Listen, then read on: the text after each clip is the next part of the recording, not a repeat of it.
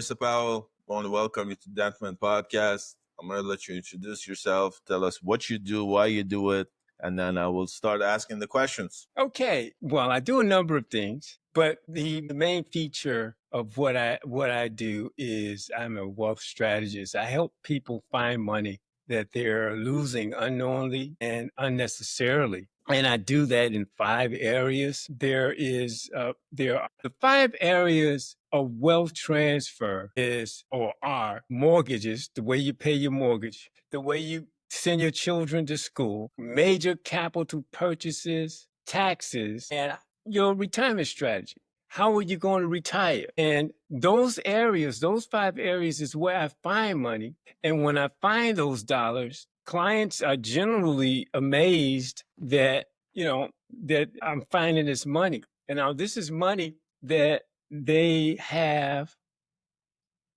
that they're spending. And again, they're spending it unknowingly. And how do they do that? I'm talking about uninterrupted compound annual growth. It does not, like, an interest rate does not compare to uninterrupted compound annual growth. So if you're starting a system like that and you're allowing it to do what it does, whenever you're ready to pay off those student loans, eventually that money is going to be in that bucket. If that's what you want to do. When you're a young dentist, we have to,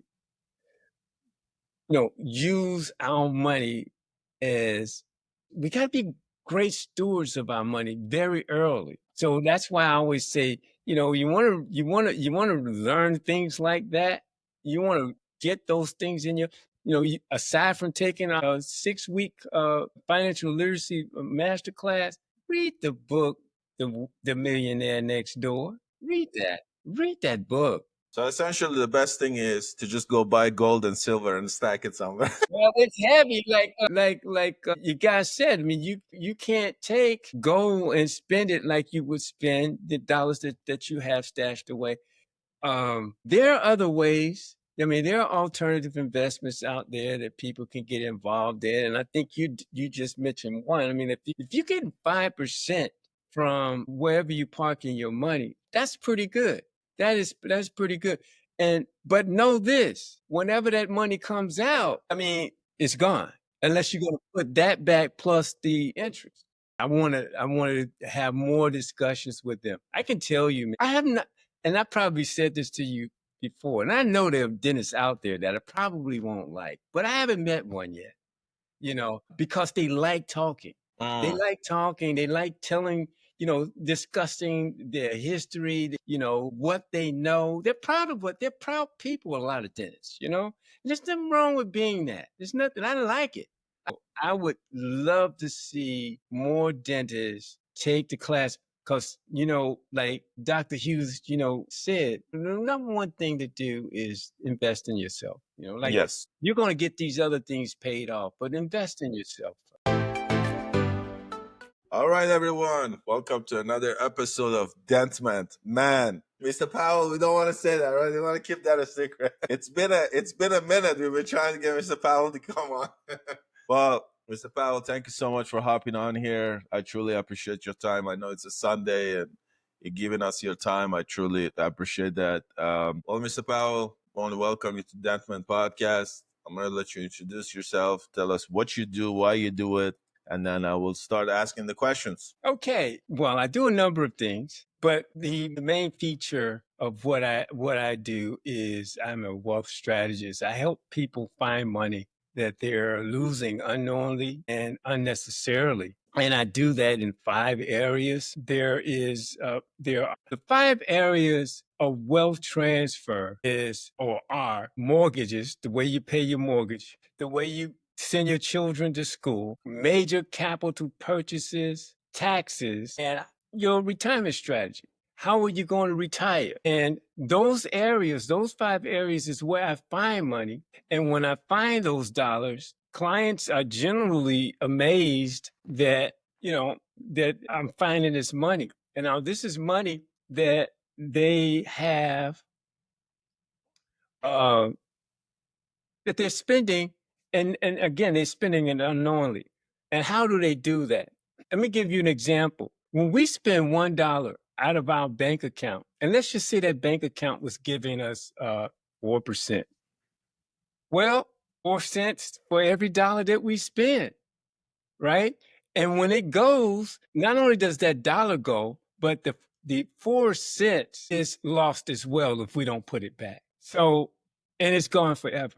It's never coming back. I got involved with this particular area of study, I'd say back in 2015. So almost 10 years ago. I've been in the business for 25 years. But 10 years ago, I decided to go this route because there's a lot of dentists that needs this work because 62% of them, according to the ADEA, says that they're not prepared. People are not prepared for retirement. Why? Because of a number of reasons. Business acumen is one of them. Retirement planning is definitely on the top of that list. And just the whole idea of keeping the ships steady, if you will. Because what happens is when they're doing their clinical work and they don't have people that's running the business so that they can do what they do best, it's a challenge. It's a challenge. That's pretty much where I tried to come in and show people where dentists, how are they losing money, number one, how they can bring that money back, not only back into their lifestyle, but put that money into those dollars that they're losing into their future lifestyle. Because we have to live and we have to also have money for the future. So how do we do that? We look for those dollars that's escaping their. That's amazing. Well, Mr. Powell, I just kind of like Master did this one time, and it was super fascinating when he did it. So if I'm your client as a dentist and I'm coming to you and I'm saying, hey, I want to know, like, we're just gonna do a live role play to figure out if I'm coming to you and I'm saying, hey, as a client, I want to know where my money is being wasted. What are some of the things that you look for to first analyze to see where the money is being wasted? Is it like, are you looking at my bank account? Are you looking at the area of how I'm essentially like spending the money? Like, what are some of the key things that you look at? Yeah. Again, there's the mortgages. How do you pay your mortgage? A lot of times people say, well, I want to, pay this mortgage off really quickly. All right. There's nothing wrong with not having a mortgage. Let me just put that out there. There's absolutely nothing wrong with paying off a mortgage.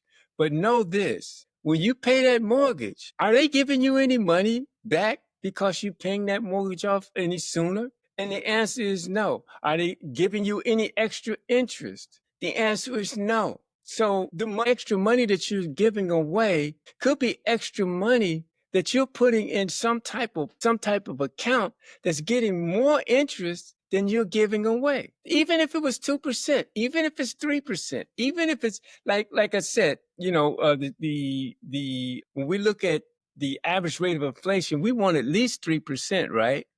Because the average rate of inflation is about that, right? So if you're taking 3% of those dollars that you would have been losing and putting in something that can grow for you uninterrupted, compounding every year, then what you actually have is dollars that is actually outperforming the money that you're giving away.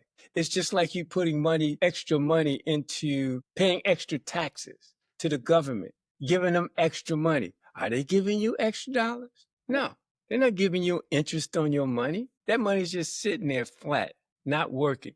When you think about putting money into bank accounts, you're looking for, some type of return. And generally, it's not happening in a regular bank account. Unless you go online, you might find something out there for 4%.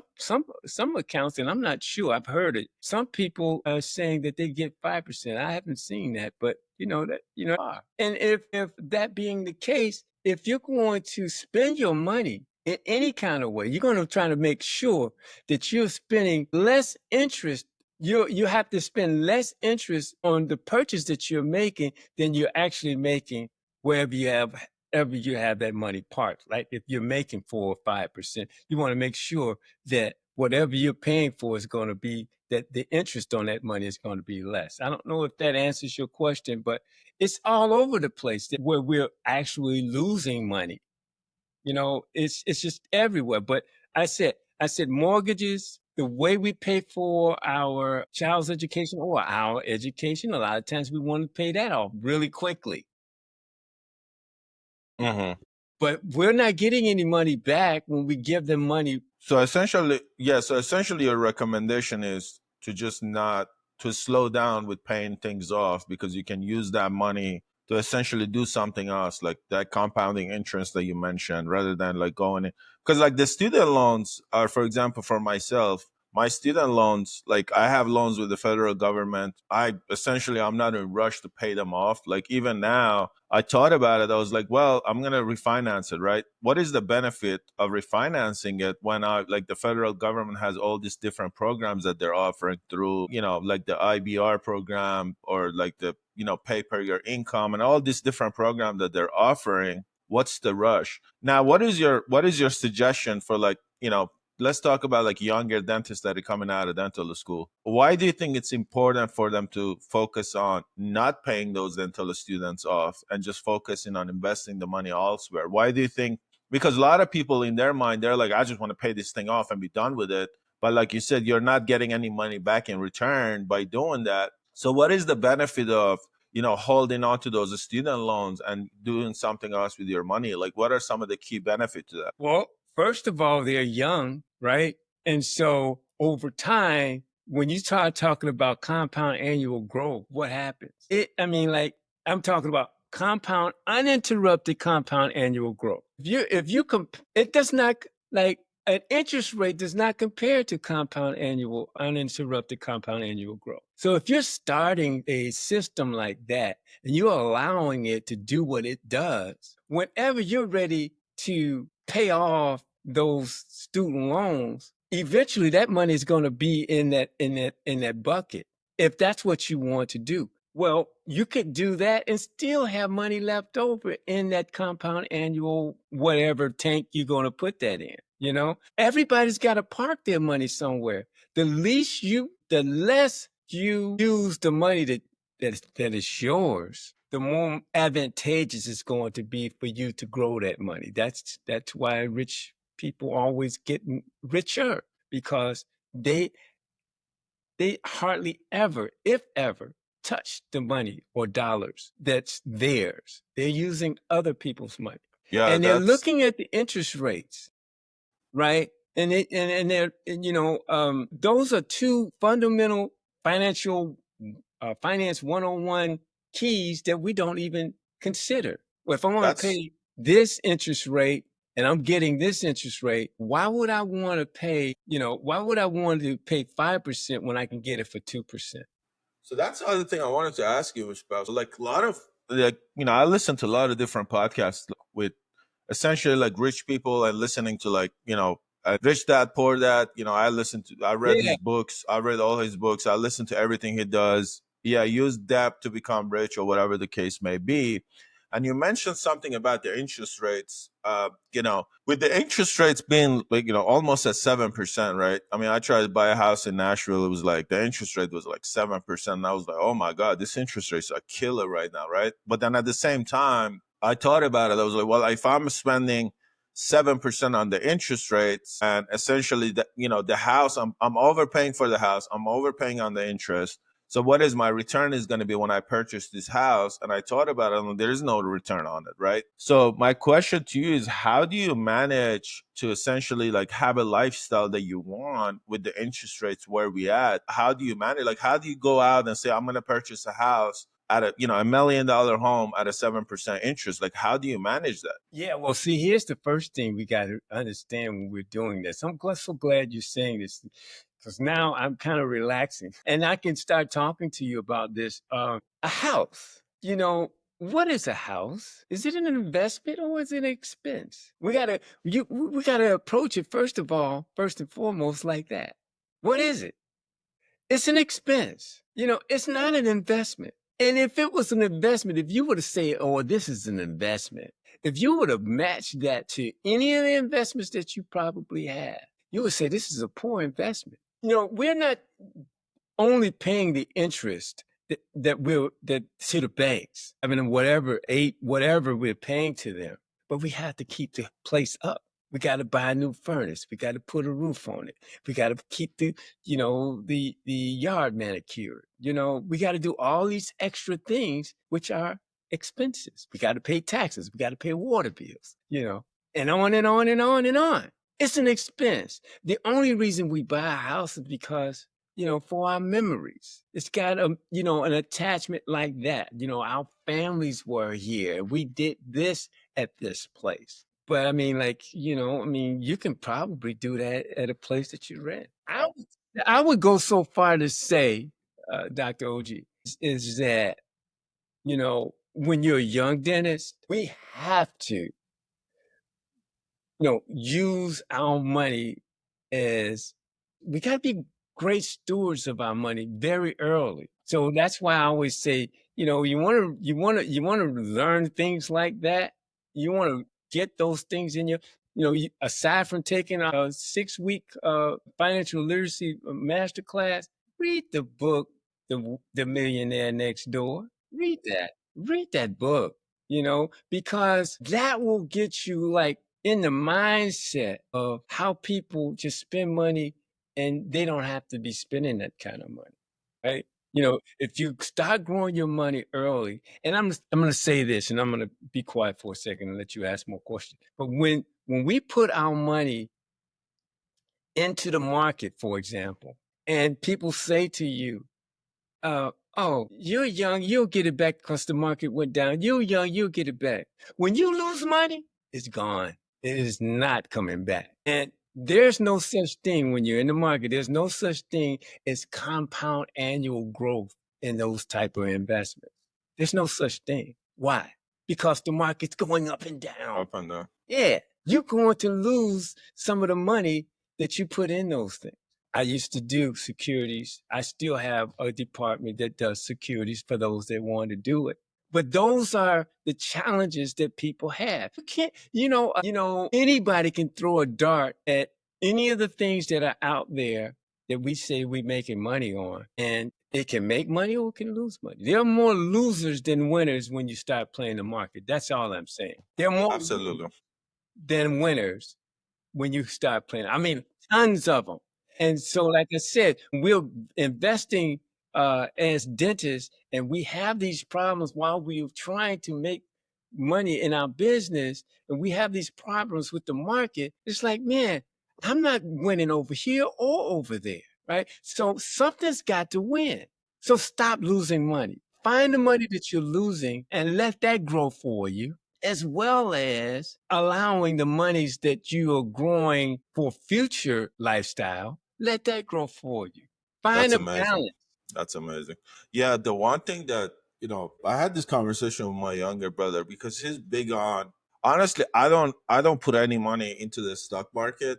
I don't believe in the stock market at all. I think the stock market, they say, oh, you get an annual 7% return on the stock market. But like you mentioned, is like, what happens if the stock market crashes? Now you lost all your money and you're trying to get that's why like I personally put all my money into like a compounded saving account to where I'm like, all right, like I'm just gonna put this money here. Instead of getting 7% with a high risk, I'm getting a 4% return that has like no risk to it, and I'm just letting the money grow. Why do you think this perception of like marketplace, like with Bitcoin and this and that, why do you think the stock market is such a big part of people's like strategy of like, oh, I'm gonna become a multimillionaire overnight by putting my money into the stock market? Why do you think that's the case? Do you think that that's something that is not being talked about enough, or people just don't have the education for it and they're just following the norm? Absolutely. Yeah, unfortunately we have a herd mentality, and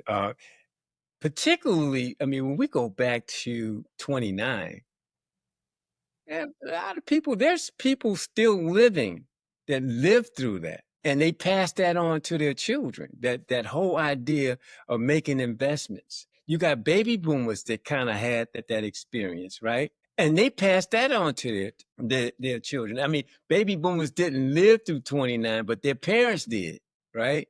And they knew how tough it was. So in the early 60s, about 60, well, I should say a little bit before 67, but 67 is when IRAs came out. Before that, people weren't investing, because of 1929, because of the Depression, people weren't investing.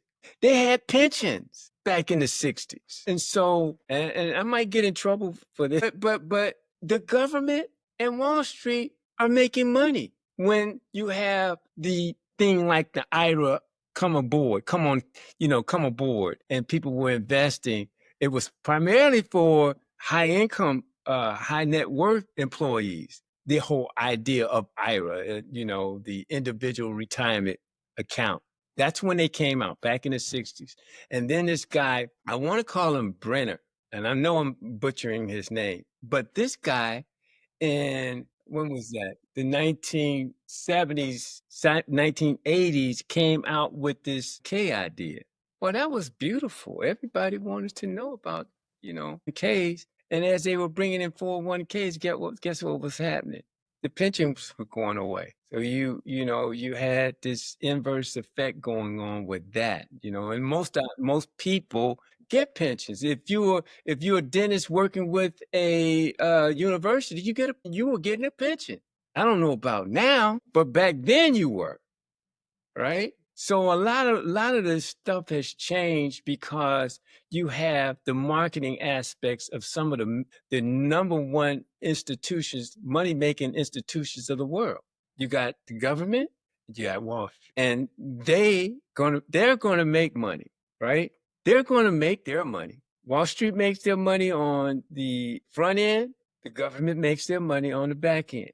And Wall Street continues to make money as you keep that money into their account. And as you keep that money into that account, well, the money might grow, but so does the taxes, so does the fees, right? So all of these things have I think to answer your question in a nutshell, it's just marketing, and, you have certain people that are in this arena that are spokesmen for these types of vehicles. So essentially, the best thing is to just go buy gold and silver and stack it somewhere. Well, it's heavy, like you guys said. I mean, you can't take gold and spend it like you would spend the dollars that you have stashed away. There are other ways. I mean, there are alternative investments out there that people can get involved in, and I think you just mentioned one. I mean, if you get 5% from wherever you parking your money, that's pretty good. That's pretty good. But know this: whenever that money comes out, I mean, it's gone unless you're going to put that back plus the interest. Interest. Yeah. No, that We makes never sense. do that. Yeah. We never do that. We might take the money out, we might put the amount back, but then there's this thing called opportunity cost or the time value of money. And ultimately, those dollars go away. It's like you're it's like you're taking money and using that money for your current lifestyle and robbing your future lifestyle. If you want to live the same way you're living now, in the future, you got to make sure you're doing, you putting that money back, the opportunity cost. I see. What do you think about, because I remember I was discussing with some of my colleagues about the idea of like the K and all of that. Okay, to me, I don't know what the long-term benefit of 401k is unless like you put the money into 401k, you can never take it out, right? If you take it out, the government is penalizing you for taking the money out, right? Yeah. And I made that mistake before. Like I worked for a company, way before I became a dentist. I put the money in 401k, and then I was like, well, I'm not gonna do nothing. I took the money out without even knowing, and then I'm like, I got penalized for taking my own money out of the 401k. So I don't know what the true benefit of 401k is, and especially if you're working for big companies and they're not even matching your money when you're putting the money into 401k. Like I don't see the point of doing that. So like, what is the whole idea of like, okay, what's even the benefit of putting that money into 401k? They do two things. Mm-hmm. They postpone the taxes and the tax calculation. That's what 401 postpone the taxes. They didn't say you weren't going to pay taxes. They said you'll pay taxes later. Now, me, when it comes to taxes, when taxes first came on the set, it was what, 1913? And it was 7%. They said, it's just for 1 year, and we'll take this tax away. We won't have to take. Well, what are taxes now? Oh my God, like 40%. That's what it feels like. In 1941 is as much as 94% taxes. Oh my God. Now, what if history repeats itself? Because we know it does, right? Let's say it's 50%, 60%. I'll And we're sit putting home. our money, and we're putting our money into something that's going to hit us when we're ready to live our best life. Mhm. I just can't see it. I Yeah. don't think when you start talking about the tax calculation and postponing, we don't know what our taxes are going to be, true enough. But taxes have not, they went down, but they're going up more than they're going down, in my opinion.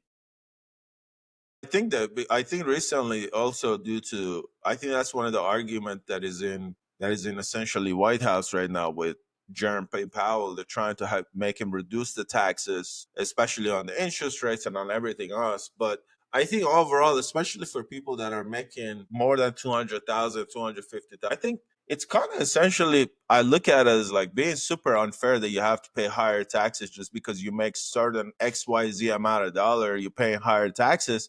Because essentially, I always think about it. I'm like, if I have that extra money and I can invest it back into the marketplace and like open a business or do something, we can bring so much more jobs into the marketplace rather than giving this money to the government and then they're gonna send it to fund the war. I rather get, Right. I You rather, don't have any control. You don't have yeah, no control. So why do you want to do that? Why would you want to put your money in any instrument that you don't have any control over? control. So access, use, and control is essential when it comes to wherever you park your money. Yeah, And leverage. May I say leverage? Say, for instance, we have $100,000 in this account and we can leverage that account. When I say leverage, I mean that $100,000 is working for you. And if I want to leverage my $100,000, say me, I want to get $50,000 to do something else with, right? Well, my $100,000 is still working for me because I've taken $50,000, even when I've taken 50,000 of those dollars and did something else with it, I still have this uninterrupted $100,000 working for me. If I can take $50,000 at less than what I'm making it for, I'm making money. If I'm making 5% and it's compound annual, when you start talking about uninterrupted compound annual growth, there's no question. There's no question that this money is making way more money than the average 7% that you're getting from the marketplace. yeah. Well, and you don't have the risk factor, right? You don't have to worry Right. And about. you don't have the risk back. You don't have the risk factor. That's right. Take risk when you don't have to. Don't have to. Yeah. Especially with the money these days that are so hard to come by, right? Because that money, Yes. once you lose it, you lose it. And I see That's so many people. I had a friend of mine, I don't want to say his name, but he had, close to, I want to say like 700,000 to 800,000 in the stock market. And he lost everything, man. That guy was devastated. I I mean, when know. 2008 hit, he lost Oh my everything. goodness. Yeah. Yeah. And I just, every time I think about what that stock market is, it's just essentially you're sitting, I look at it as like those penny slot machine that you just head in them because, you just don't know. You don't know what it's going to be. You can wake up the next day and the market can crash and your money is gone. I just, for me, my like I said, my younger brother is like, stock market. I'm like, Yeah. yeah, I'm good, man. Like, Ticking time bomb. It's a yeah, ticking it's time like a bomb. You ticket out. sitting Yeah. on it, right? Yeah. And I'm like, no eventually, way.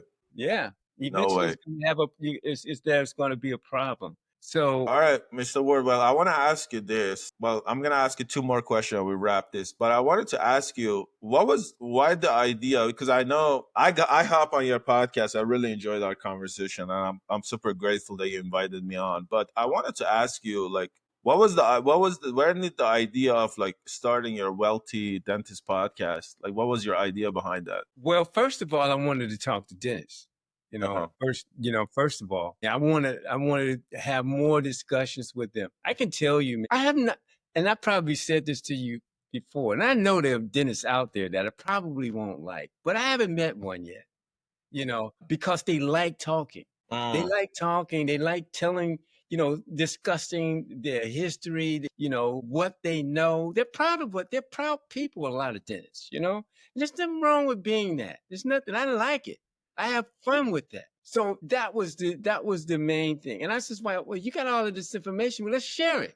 Right. So let's share this information. So I find people in the industry that want to share. Sometimes I step out of the industry to get people to talk about areas in which they can help people within the industry. Like last week, I spoke to somebody who's talking about quantum solutions, how you can, cut your workflow down in 15 seconds if you knew someone that was doing this type of work, which is different than classical computers. But to jump back to what you were speaking about, remind me.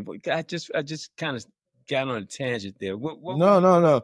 I was just, because I think the idea of your podcast is so fascinating. Yeah. And I Yeah. just kind of, So I enjoy when I see people that are outside of the industry and they're coming into the dental industry. They start the podcast, they talk about things that are important to the dentist, because I think the financial literacy, I think we had this conversation before. I think the financial literacy is something that I personally didn't know nothing about. Everything that I learned in my life to this point was like trial and error and understanding, because nobody talks about the money. Nobody tells you when you right. go to dental school, nobody tells you, hey, this is important for you to plan your life ahead and understanding where the money is going.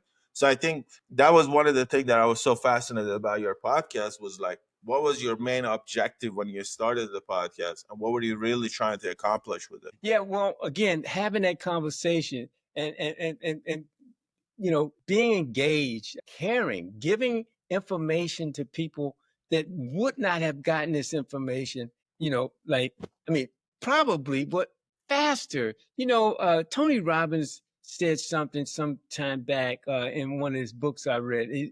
It's like, you can read these books and save your certain books, not all books, right? You can read certain books that can save you 10, 20, 30 years. But you got to know what to read. If you got to have some guidance. I mean, like when I came out of college, I didn't know what to do. I didn't know what to read. Even though, I mean, like when you go to college, they, locked in with a certain mindset. And really, a lot of times it's just to get out, but not really to get all of the other fruit. I think coming out of school and getting the kinds of information that I've been able to get outside of school has been my best teacher. For me, anyway. I No, mean, absolutely. reading pieces that are outside of the scope of normal activity within the educational system has given me a lot of freedom in so many ways. Well, you said education. I believe that United States education system sucks. That's just my opinion. Boy, you be finding up, don't you? Yeah. Well, hey, I mean, like I said, a lot of us do things because other people are doing it. We don't make independent decisions. So if you want to make an independent decision, you want to learn how to make an independent decision with your finances, take my master class. Take my 6-week master class, because you're going to get information that you're not familiar with. For instance, what are one-way investment vehicles versus a two-way investment vehicle? What's the difference? One is it's only one way. The other is it goes two ways. So which would you rather have? A one-way investment vehicle or a two-way investment vehicle? Well, it depends. For me, I want a two-way investment vehicle. I want to be able to use my money as I move, because I don't know what my moves are going to be in the future, right? But I want to have some flexibility. I want to have some user ability, because if I don't, then I'm like working against myself. That's awesome. I love that. All right, Master, go ask question. I'm falling asleep. No, sorry. Yeah, just sit on the side and just, I listen to the conversations that Milad always asks the best questions. So, the last question I was going to ask to you, Mr. Powell, in one sentence, what advice would you give to dentists in like 10 words? I would say know how to spend your money. Everything we purchase, we're either losing interest or we are paying interest.